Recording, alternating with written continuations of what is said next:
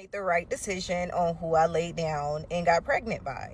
My husband and I planned our kids, and the number one thing I told him before I even got pregnant was I'm not going to be one of those stay-at-home moms that are miserable as hell stuck in the house with kids. The likelihood of him falling off is almost slim to none because he probably put his investments in the right places, which can make her a stay-at-home mom. But when you pick a baby daddy who just got out of jail and then he ended up coming up off of his drug money or your tax money, now he falls off, you will leave.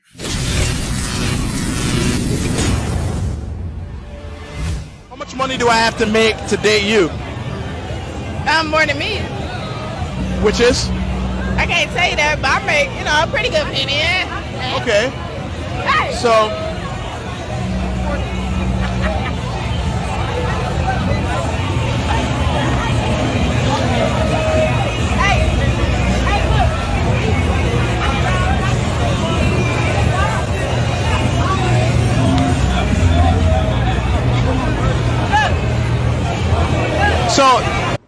Lord have mercy. We must stay focused, brothers. We must stay focused. do you think that when you shake ass in the camera and stuff, like men are gonna look at this and be like, that's a girl who I want to make my wife? I don't give a fuck. I don't want these. Let me tell you something, baby. I was raised by my father. Fuck you niggas. I date one of you niggas and I keep two in the chamber. So do At all times. Fuck you niggas. I don't give a fuck. I'm my wife. Do you not want to be a wife one day though? Good question. Do you not want to be a wife one day though? When I'm old, When you shake ass, I need to know your connotation of wife. Yeah. Cause I'm a lot of niggas' wife. Okay. But I'm a lot of niggas. What's your age? 24. 26. Where you from? Los Angeles. What do you look for in a man? Paper. You're kidding. No. Why are you so interested in a man's money? I mean, he has to be like, taking care of me. Of course. Being that you both live in LA, how much would you expect him to make? At least enough to take care of me. He doesn't have to be like a rich, but he does have to. So dollar figure wise, what does that look like to you? We're kind of pricey. So let's say I was your man and I was taking care of you. What would you do for me if I'm paying for everything? Sit at home, cook, clean. Blah, blah, blah. That's all I'd get in return. What else do you want? So here we have modern day prostitution. I have to go outside, bring home all the money, risk my life day to day just for you to give me the guac guac, as you say, and also cook and clean. Come on. It's not taken away from what women do.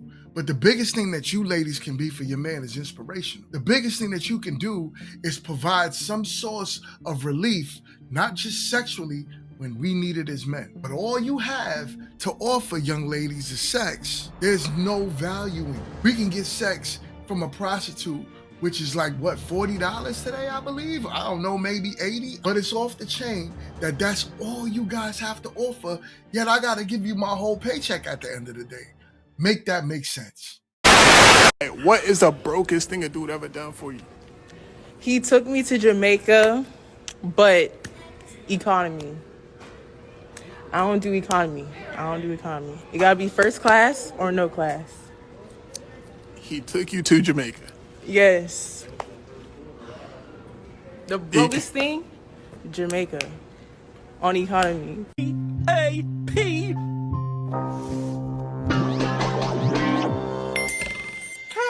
I'm starting to doubt the whole education system in the United States. This is off the chain. What's going on with y'all? Do y'all even understand how money works? How is the brokest thing that a man who took you to Jamaica, how much men are taking you to different parts of the world? This is what I'm saying. But she's so dumb that to her, the brokest thing was that she had to sit with the regular folks on the plane. Yet you're going to a trip to Jamaica, which most men, they're not gonna do. Make that make sense. This is what I'm saying. I don't know if it's just the Western mentality. I don't know if it's the young ladies that's just bugging. I don't even know where they're hearing this from. I believe it's Real Housewives of Atlanta, the whole Beverly Hills movement, the whole whatever's going on in Miami type of thing that got y'all all fucked up. Because there's no way on earth that this is real. There's no way that this young lady could even call a man broke that's taking her on vacation. And I could guarantee you, because she is the most basic woman I've seen in a very long time. And she has the nerve to get on a man that's taking her somewhere. Man, she is so lucky and fortunate to even have a man around her. Y'all know what's crazy? Society is so used to single moms, even married single moms, that when I used to tell people that I have toddlers and I'm a stay-at-home wife, the number one thing they used to always say is, oh my God, I bet your hands are so full. I bet that's so busy for you. And I didn't want to tell them the truth, that I'm spoiled as hell and I have tons of help. Because 9 times out of 10, they'll also say, well, I have 3 kids of my own, so I know how difficult it is. And the whole time they're trying to project their situation onto me, I'm thinking in my head, well, dang, you probably should have got knocked up by somebody else. But I have to stand there and smile and nod and pretend I know what it's like to be a mother that just has a difficult life. But I can't relate. I'm spoiled as hell. I do whatever I want to do. Heck, I'm about to head to the spa right now. I don't clean my own house. I've never had restless nights. I've never had to change diapers by myself. I even hired somebody recently to come cook for us on Monday, Wednesdays, and Fridays. I'm just spoiled. I have an easy life. Kids are not. And that's because I made the right decision on who I laid down and got pregnant by. My husband and I planned our kids. And the number one thing I told him before I even got pregnant was I'm not going to be one of those stay-at-home moms that are miserable as hell, stuck in the house with kids. And you know what my husband said? Live your best life, beautiful. Anywhere you want to go or anything you want to do, you can do it. You want to go on spa dates, you want to go hang out with your friends, you want to go shopping, by all means, you are free to do that. That's the beautiful thing about marrying an older, mature, understandable man. He loves how spoiled I am. He don't think that a woman's place is just to look miserable and battered in the house. So let's look at what these haters have to say. This young lady says, these are the type of women who will leave you as soon as circumstances change or life happens. The problem is that y'all don't vet out your men right. You women do not put yourself around the men that will be there to provide and protect you. So yeah, anyone that does, automatically, there's something wrong with her, right? She's the type of woman that'll leave when life happens. The likelihood is this young lady knows the type of man that she picked. She knows the man that the likelihood of him falling off is almost slim to none, because he probably put his investments in the right places, which can make her a stay-at-home mom. But when you pick a baby daddy who just got out of jail, and then he ended up coming up off of his drug money or your tax money, now he falls off, you will leave. Let's just call a spade a spade. Y'all are bugging. This woman right here, I totally am in agreement with her. I'm not taking away from gold diggers. I'm not taking away from women that do leave men when times get hard.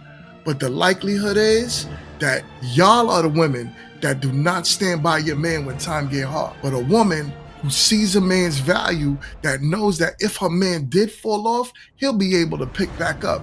On top of him picking back up, she also knows that he's the type of man that put his money to where the likelihood is slim to none. Could you say the same about your baby daddy? I really do believe that modern feminism encourages male absence. It encourages it because it's become toxic.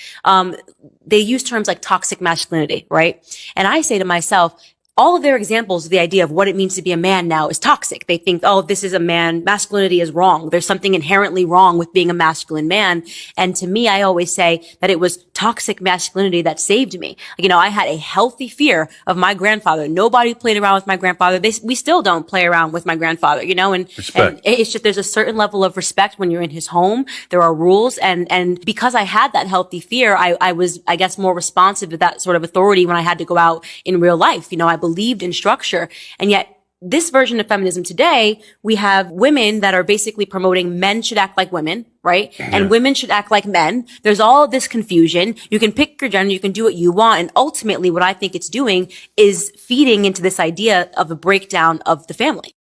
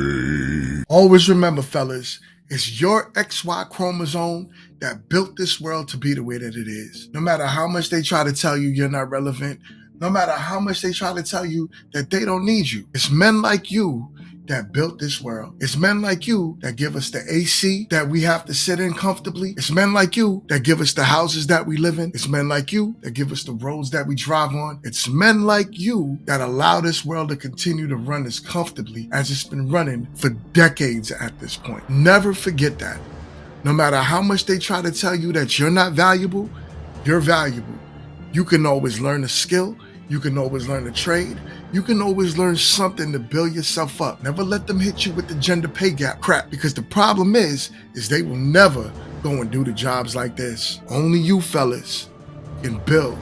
And this is your purpose. This is why you're here. You are relevant. You are important. Never forget that. Anyways, like, comment, and subscribe. Stay in tune. I'll see y'all on the next one.